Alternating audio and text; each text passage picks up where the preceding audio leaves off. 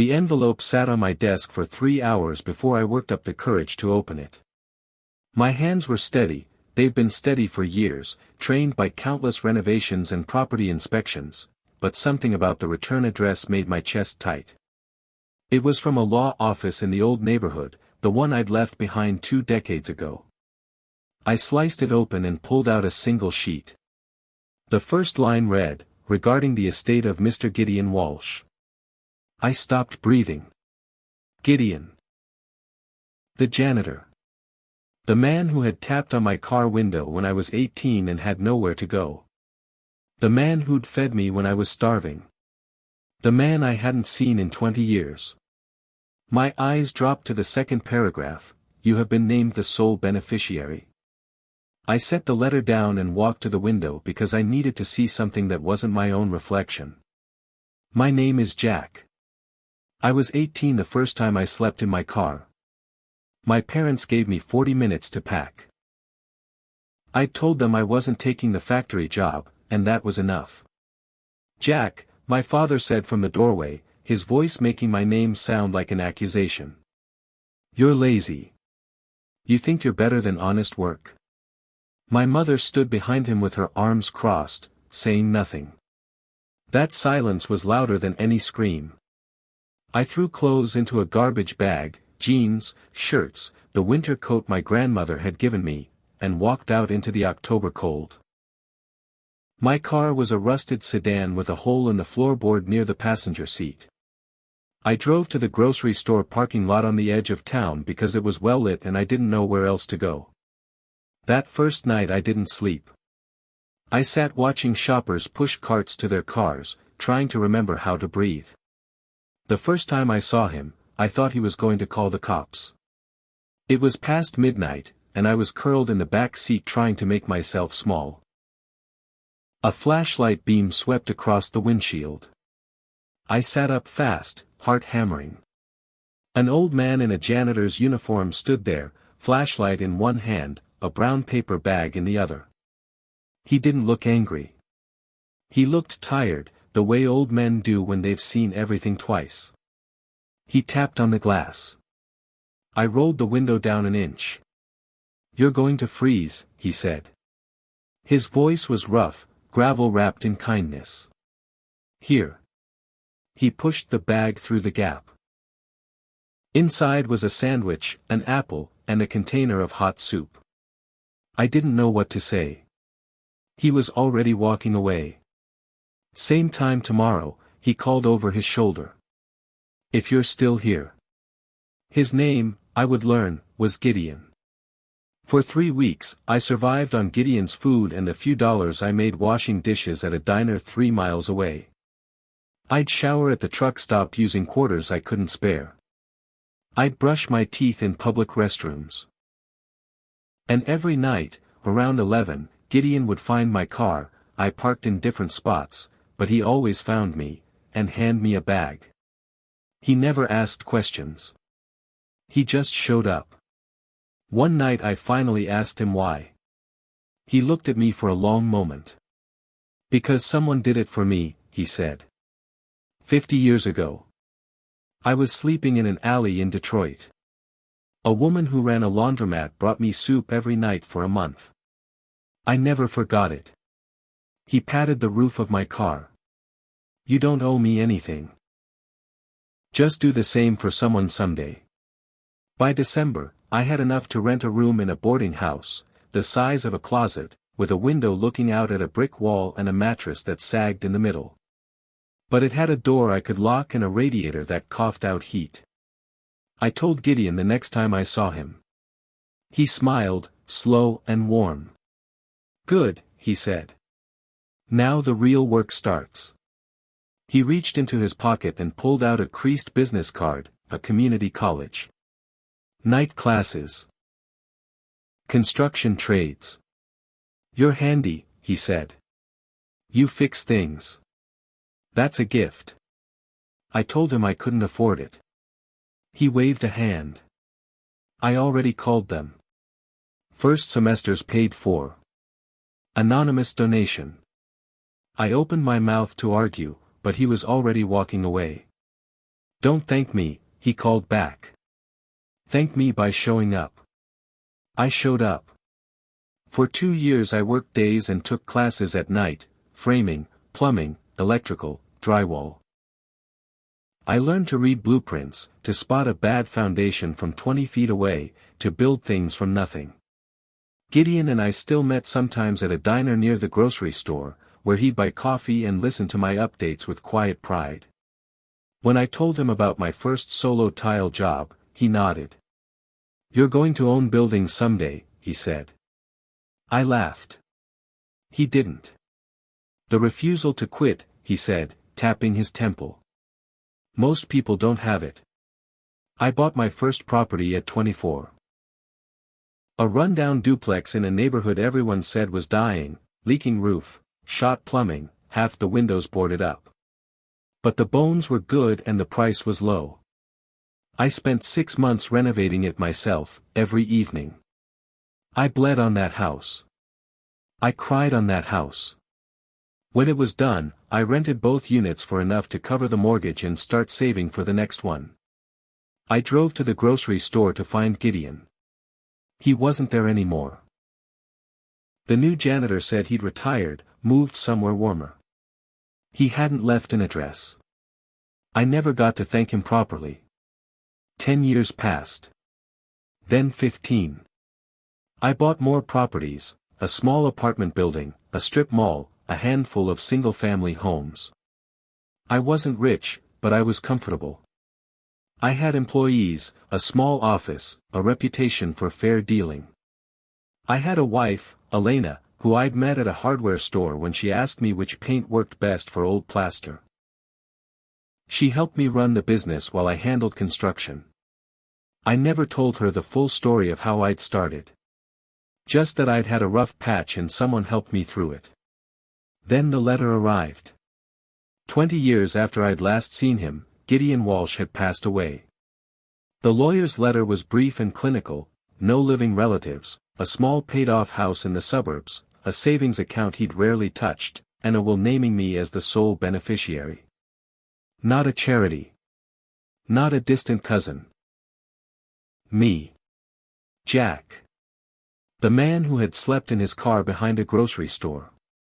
I sat in my office with the letter in my hands and felt something crack open inside me. Elena found me there an hour later, still staring at the page. Who was he? She asked softly. I told her everything: the car, the soup, the night classes, the faith he'd had in me when I had none in myself. She held my hand and didn't let go. We drove to Gideon's house the following weekend. It was small, neat, tucked at the end of a quiet street with a garden that had gone a little wild. Inside, the house smelled like old books and cedar. A worn armchair by the window. A shelf of mystery novels. A single photograph on the mantel, a young woman in an old-fashioned dress, smiling. I asked the lawyer who she was. His daughter, he said. She died at 19. Pneumonia. He never married again. I stood in the quiet of that house, surrounded by the life of a man who had lost everything and still found it in himself to help a stranger. He hadn't just been paying it forward. He had been building a legacy. And somehow, impossibly, I was part of it. We sold Gideon's house eventually. It felt wrong to keep it, like locking away a memory. But the proceeds, combined with his savings, became the foundation of something larger. I expanded the business. Started a small foundation in Gideon's name that gave grants to young people experiencing homelessness. Every time I signed a check, I thought of him, appearing in the dark with a bag of food, asking for nothing. Elena and I began volunteering at a youth shelter on weekends. It wasn't much. But it mattered. Then, last month, my office manager Delia knocked on my door with a stack of paperwork. Got a tricky one, she said. Lease application and a past due notice. Same address. Small house on Maple Street. Tenants are 3 months behind. I nodded, reaching for the file. Routine stuff.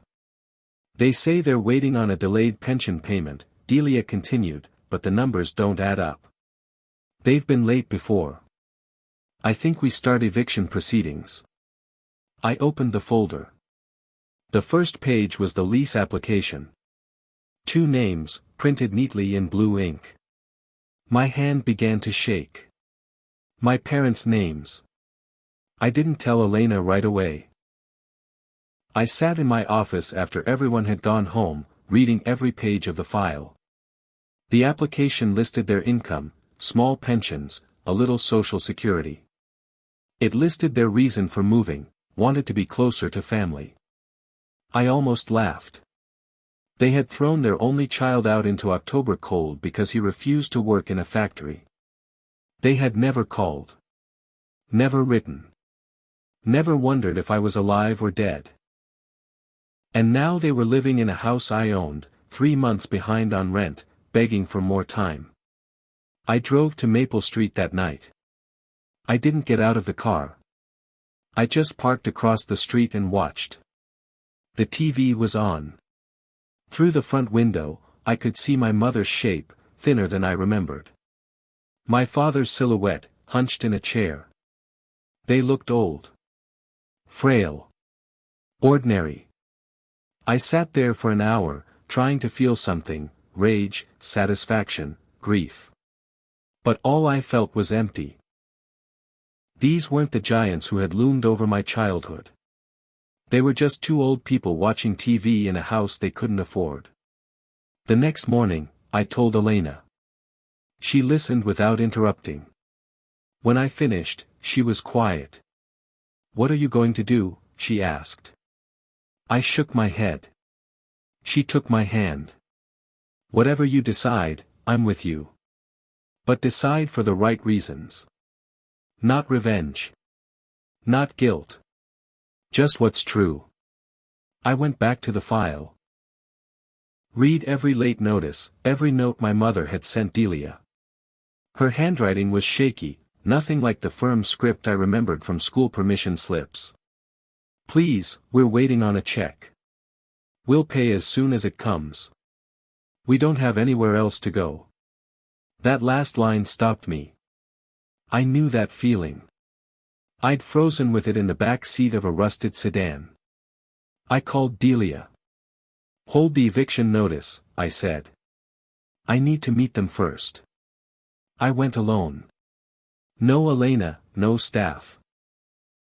Just me, driving back to Maple Street on a cool October evening. The same month, I realized that I'd been thrown out all those years ago. I knocked on the door. It took a long time for someone to answer. My mother stood in the doorway. She was smaller than I remembered, her hair gray, her face lined with decades I hadn't witnessed. She stared at me. Her mouth opened, but no sound came out. Behind her, I heard my father's voice. "Who is it?" She didn't answer him. She just kept staring, eyes wide, like she'd seen a ghost. "Mom." The word felt strange in my mouth. I hadn't said it in 22 years. She stepped aside. My father appeared behind her, shuffling with a cane. He looked at me, and something crossed his face, recognition, confusion, then something I couldn't name. "Jack," he said.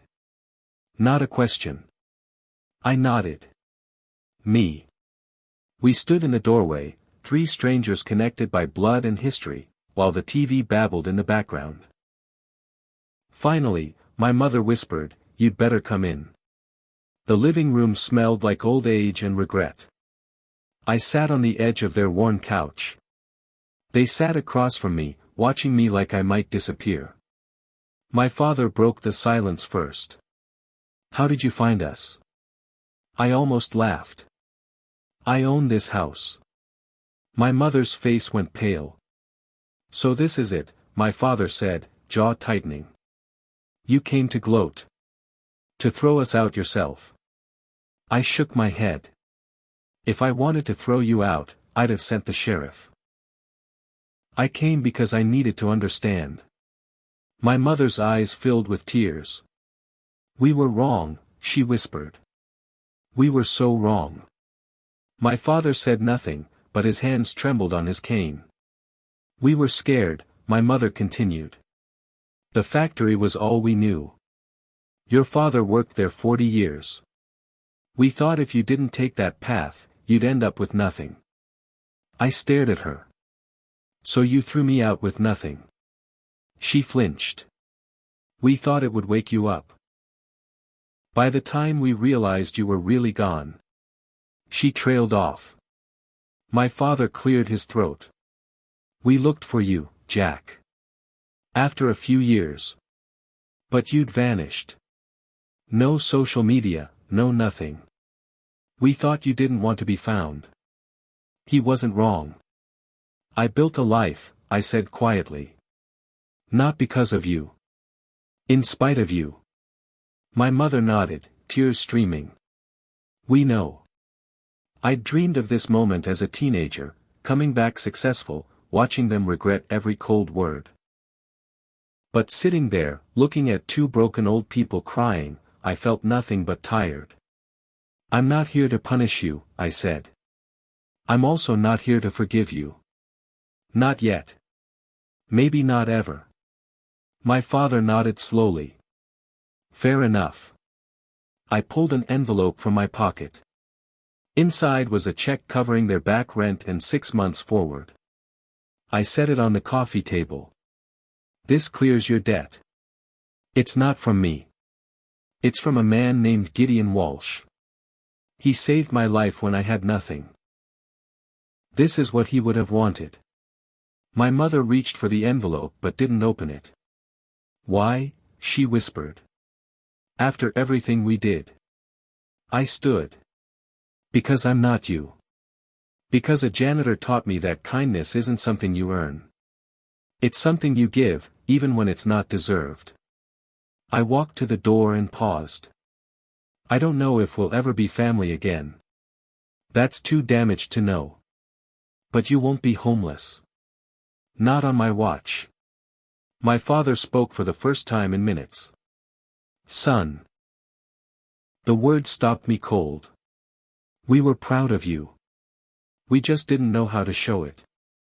I looked back at him. You had 18 years to learn, Dad. Then I walked out into the October night and didn't look back. The next morning, I drove to the cemetery where Gideon was buried. A small plot, simple headstone. I knelt in the grass and told him everything, my parents, the house, the choice I'd made. I hope you'd approve, I said. I tried to be like you. The wind moved through the trees. I stayed for an hour, then stood and brushed off my knees. Thank you, old friend. I walked back to my car, and for the first time in weeks I felt light. Elena was waiting when I got home. She hugged me, and I let myself be held. Later we sat on the porch and watched the sunset. What now? She asked. I don't know, I said. We keep going.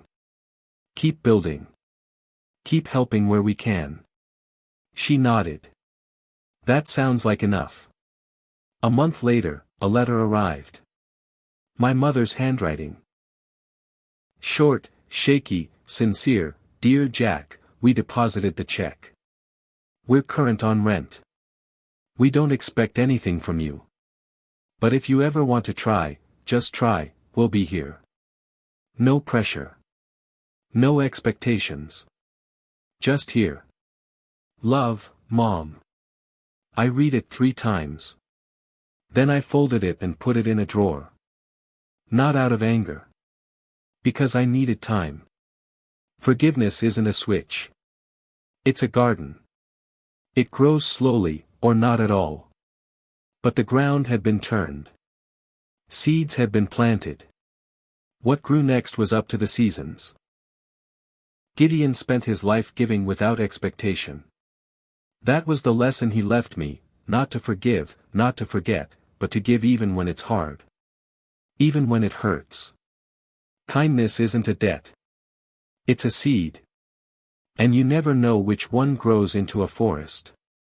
If you enjoyed this story and want more mind-blowing tales like this, make sure to hit that subscribe button, give this video a thumbs up, comment your thoughts below, and share it with friends. You won't want to miss what's coming next.